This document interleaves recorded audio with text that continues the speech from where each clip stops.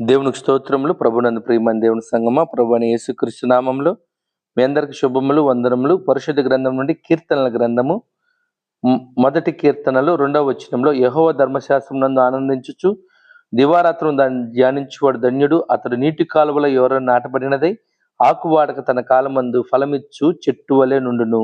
అతడు చేయనదంతయు సఫలమగును. ప్రియులారా, మనము దేవుని యొక్క వాక్యమును దివారాత్రం ధ్యానించినప్పుడు, దివారాత్రం మనం చదివినప్పుడు, దివారాత్రం వాక్యాన్ని విన్నప్పుడు, దివారాత్రం వాక్యం ప్రకారం మనం నడుచుకుంటున్నప్పుడు, వాక్యం ప్రకారం ఆలోచన కలిగి ఉన్నప్పుడు మనం ఏ విధంగా ఫలించి అభివృద్ధి పొందుచామో చక్కగా వాక్యంలో రాయబడి ఉన్నది.